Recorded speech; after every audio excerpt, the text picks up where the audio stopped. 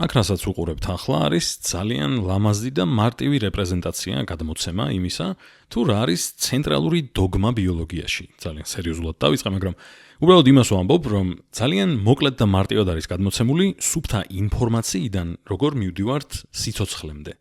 ინფორმაციაში რა თქმა უნდა გულისხმობ ჩვენს DNM-ს, აქ DNM-ის პატარა მონაკვეთია, ანუ გვიწერია კიდეც ნუკლეოტიდები გენში, ანუ ერთი გენის რაღაც პატარა მონაკვეთი გვაქვს და რაღაც ნუკლეოტიდებია ჩამწკრივებული. ეხლა თუ დაუკვირდებით, ეს ნუკლეოტიდები არის სამ-სამად დაჯგუფებული. და ნუ ეს არის იმიტომ, რომ სამეულები ნუკლეოტიდების შეესაბამება ამინომჟავებს. ანუ კონკრეტული სამეული შეესაბამება კონკრეტულ ამინომჟავას.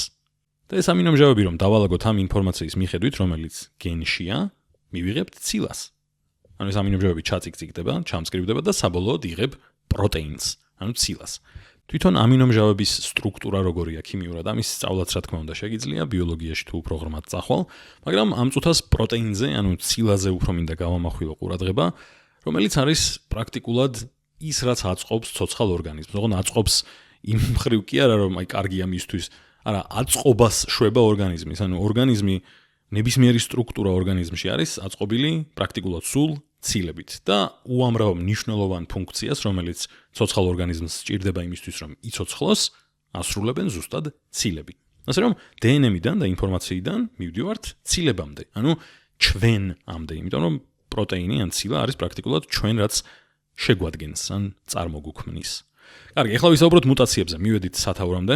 სიტყვა მუტაცია მე პირველად გავიგე მულტფილმიდან, პატარა რომ ვიყავი და პრინციპში ზუსტად იგივე რამეა ნამდვილი მუტაციაც, უბრალოდ იმ განსხვავებით, რომ სუპერძალას ჯერჯერობით ყოველ შემთხვევაში არ გაძლევს. ანუ ჯერ მაგალითი არ გვინახავს იმის, რომ მუტაციამ სუპერძალა მისცეს ვინმეს, თუმცა სხვათა შორის მუტაციები რაღაცა აზრით სუპერძალას გაძლევენ, იმიტომ რომ ერთ ადამიანს არა, მაგრამ რაღაც გარკვეულ პოპულაციას რამე სახეობის და დიდი დროის განმავლობაში, ვიცი ძალიან მოსაწყენია, უფრო მოსაწყენია ვიდრე უბრალოდ რომ არ ვიცი დასხივდა და მე იფრინონ რაღაც, მაგრამ სამწუხაროდ ეგრე არ მუშაობს ჯერჯერობით რაც გვინახავს.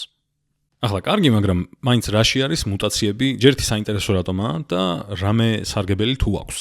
საინტერესო იმიტომ არის და ერთი და იგივე პასუხი აქვს ორივე კითხვას. სარგებელიც იმიტომ აქვს და საინტერესოც იმიტომ არის, რომ ცვლილებები შეაქვს გენში, შესაბამისად ცვლილებები შეაქვს გენეტიკაში, ანუ შესაბამისად ცვლის მთლიან, ანუ პოპულაციის საერთო გენეტიკას. კარგი, ახლა რატომ არის საინტერესო მუტაციები? სინამდვილეში მუტაცია არის ერთი გზა, რომლითაც გენეტიკაში, არა მხოლოდ ერთი ორგანიზმის გენეტიკაში, არამედ მთლიანი პოპულაციის გენეტიკაში ვიღებთ ახალ გენებს და ახალ გენეტიკას.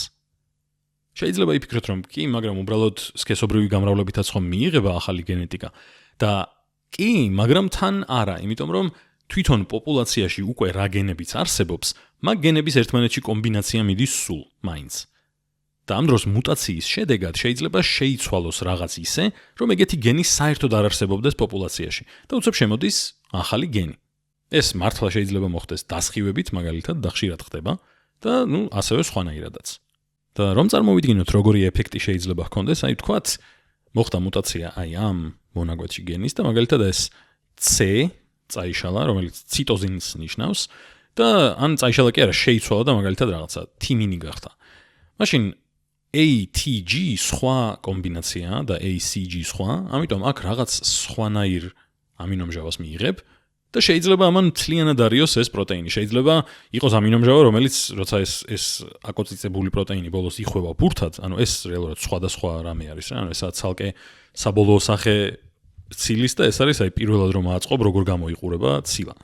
და როცა ეს აიბურდება, შეიძლება აქ არის ამინომჟავა, რომელიც გეუბნება რომ რაღაც გადაიხარე მარცხნივ და ამან თქვას გადაიხარე მარჯვნივ.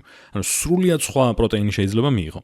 მეორე მხრივ, შეიძლება მოგცეს რაღაცა, რაც ანუ ეს სრულიად სხვა პროტეინი შეიძლება ძალიან გამოსადეგი იყოს და მართლაც მილიონში და ტრილიონში ერთი ალბათ ეგეთი არის, ანუ რა თქმა უნდა ყველა ვერ იქნება სასარგებლო, ხო?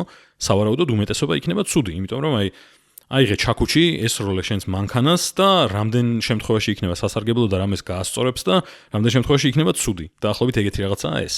შესაბამისად, ძალიან ბევრი მუტაციიდან ზოგიერთი პოპულაციაში და კონკრეტულ ინდივიდში გვაძლევს სასარგებლო ცვლილებას და შემდეგ ევოლუციური განვითარება მოაქვს ამას.